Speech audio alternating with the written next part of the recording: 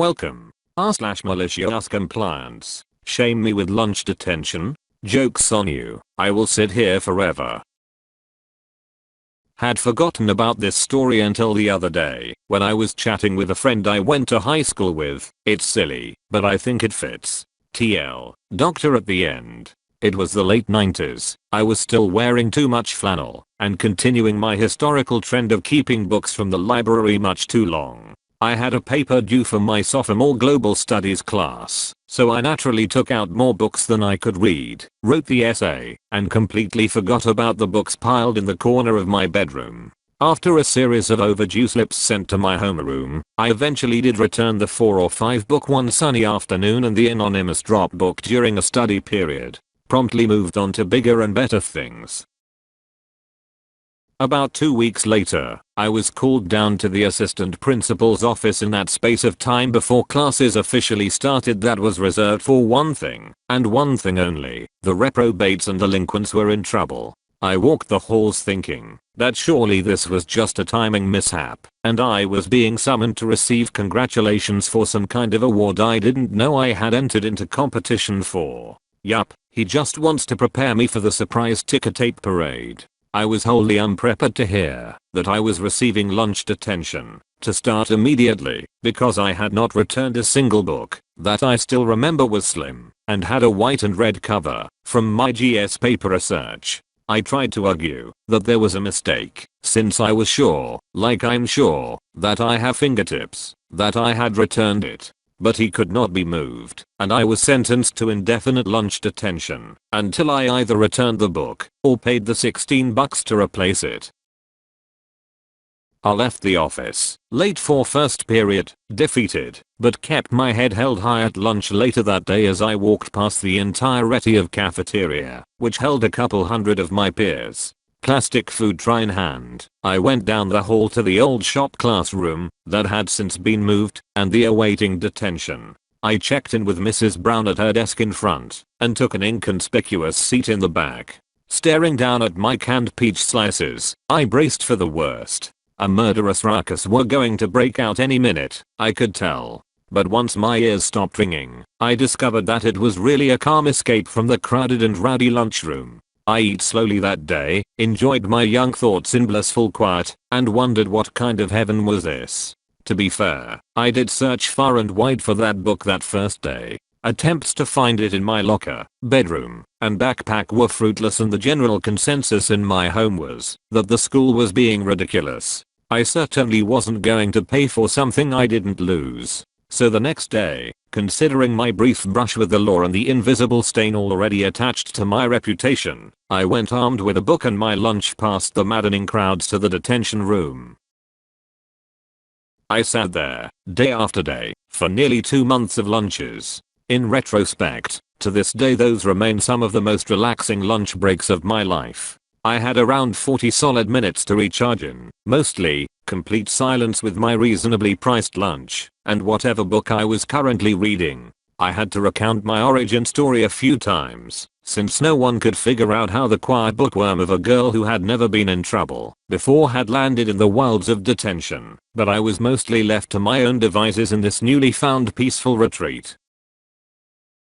I was friendly with Mrs. Brown, who had worked for the district of my small town since I was in elementary school, and even hooked her up with a sweet horse whisper poster that she loved from my family's mom and pop video store. She must have felt bad for me, because somewhere around the 1-month mark she started up a collection to cover the cost of the book. She added the initial donation, but teachers who would stop by to chit chat would add loose change to it, and race to buy my freedom was on. After a few weeks she handed me just under $7.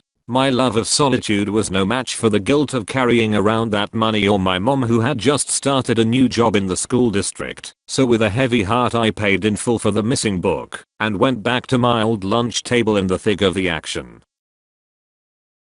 Months later, during the last week of school, I was called down to the library at my convenience, and with sweaty palms forced myself to face the music over what was inevitably going to be yet another overdue book at the end of the day. Well, lo and behold, the end of year inventory check had located the book as waylaid in the wrong section of the library. I received a few sheepish looks from the librarians as they refunded the money and apologized in a backward way that still made me the bad guy, as overdue books are the real blemish on one's character, so how were they to assume that I didn't lose the book? Remember my mom's new job in the school? Well, she just happened to be walking by the library just as I was finishing up, and to say that she laid into them is far too extreme sounding. But she did scold some stern-faced librarians into giving me a proper apology. She also demanded that they look into reforming their system and, my favorite part, take the proper measures to expunge my record. She was very concerned about me carrying around the albatross of false accusation apparently. I snuck out of school for lunch a lot junior year. Only seniors were allowed to leave campus during the day because I hated how loud the cafeteria was and didn't have any friends in my lunch period. One day I got pulled over while out on lunch because I looked too young to be smoking a cigarette, and that cop apparently told the school cop about me because I got called down to the office the next day. They gave me lunch detention, and it was like exactly what I wanted. Sitting alone in a quiet room and eating was so much better than the cafeteria. It made me want to get caught more often.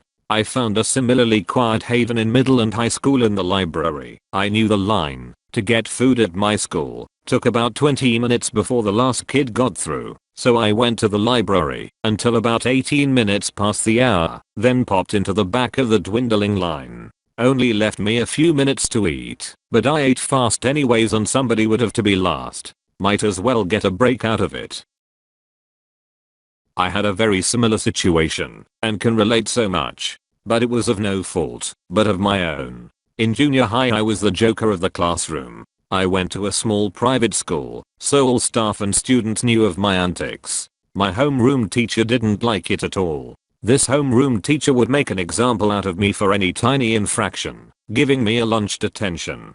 The bonus about detention is you receive lunch for free. They make you P&J sandwiches served with a milk cartoon. So each and every day for the next 2 years I received a lunch detention. Once in a great while the teacher would forget to give it to me, and I'd remind her in front of the whole class. Thus out of spite she would give me the detention. I sat in a climate-controlled room, normally by myself, reading a book, loved when the book mobile would arrive, and pocketing the lunch money I was given every day, $4, and I bought many of Northeast's video games thanks to the savings.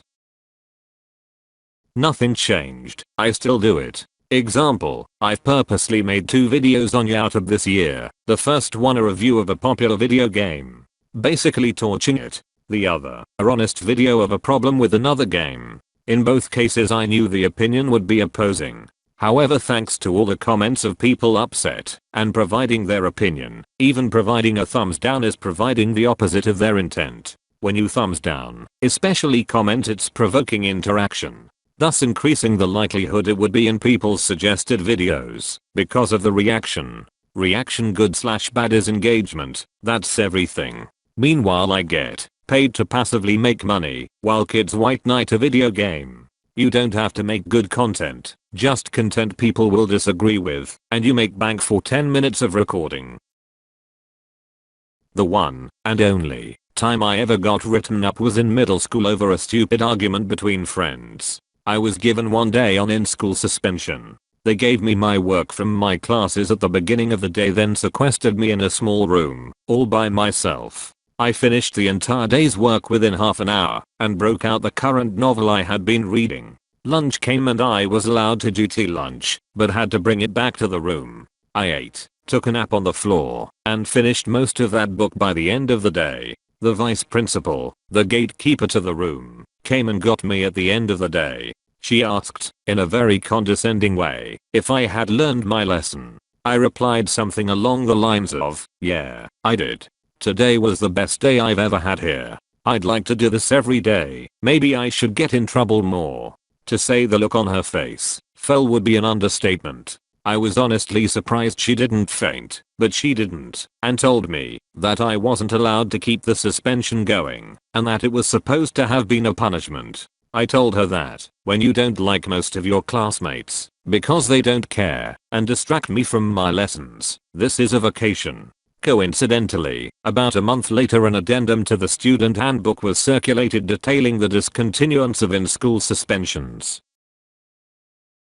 I always hated lunch in high school because I'd finish fast and then had to sit around a bunch of noisy dopes for another half hour. I finally figured out a way around it my senior year. I was a full-time student, and because of that they decided that gym wasn't necessary. In its place I managed to get an independent study class because I was too advanced in Comp C to have any use of the elementary classes they taught. I managed to book and lunch with my independent study and then a study hall session. There was an office off of the Comp C lab that the computers teacher was fine with me camping out in. So I'd basically hang out in there for 3 hours in the middle of the day, eat some food, have a nap.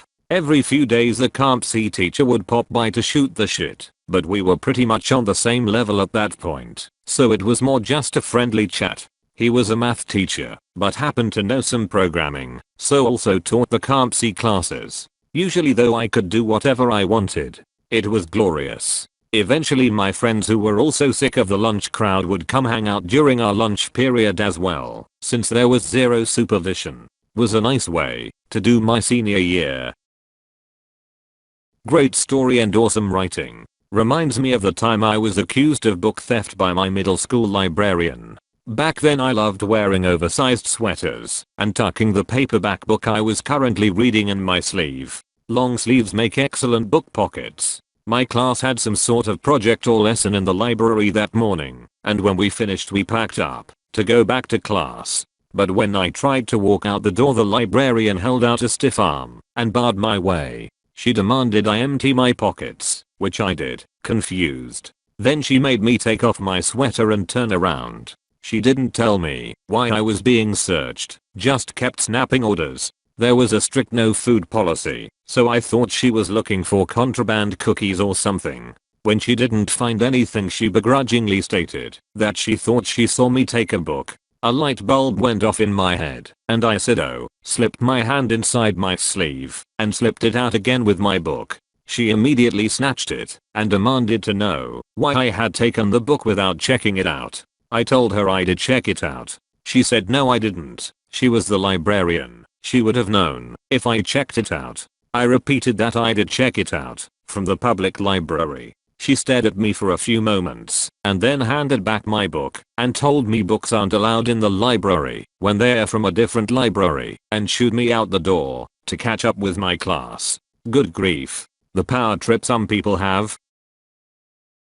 IDK what it is about working around children that makes adults behave like children. I lost count the amount of times an adult fucked up and still tried to make it seem like I'm wrong. Random memory from HS. At some point my mom couldn't understand how I was getting in so much trouble when so many teachers and faculty would tell her what a smart and wonderful son she raised. How do you tell someone their son gets in trouble for being too clever and questioning asinine policies? Eventually I got into too big of trouble. I walked out of school in the middle of the day and she came in to discuss it with the dean of discipline, actual position at my high school. My mom popped off when they had to explain that there was practically no bathroom access throughout the day because students abused that privilege and it was unacceptable. That my solution for that was to just leave. I ended up with my own bathroom liaison. I just had to find one of 3 deans who would unlock any bathroom for me. You just brought back memories of a past outrage of my own. I checked out a book during the fall quarter of my senior year of college. This thing was a tome. Hardback, at least 4 inches thick. It was more like a large dictionary than anything else. A week into Christmas break I returned it in the drop box outside the library. I remember it distinctly because I didn't want to use the drop box since it was such a large book, but the library was closed for the break. It made a loud clang when it hit the bottom. Apparently the box was empty. About a month later I get a call that it was overdue. I explain everything that I said above. I know I returned it. They must have misplaced it. The calls go on sporadically for a few weeks. Eventually I managed to convince them to at least waive the cost of replacing the book. A week after graduation I get another call from them. They found the book. Does this mean they believe me now? No. This guy is furious. He's convinced that I had lost the book in my dorm and had found it while moving out, then had quietly returned it that week, and that I'd been lying to him the whole time. I tried to explain it must have just turned up somehow because I returned it months ago, but he doesn't buy it. There's nothing he could do to me at this point, but was he pissed? Thank you for watching. If you enjoyed the video, hit like. If you would like to see more, feel free to subscribe.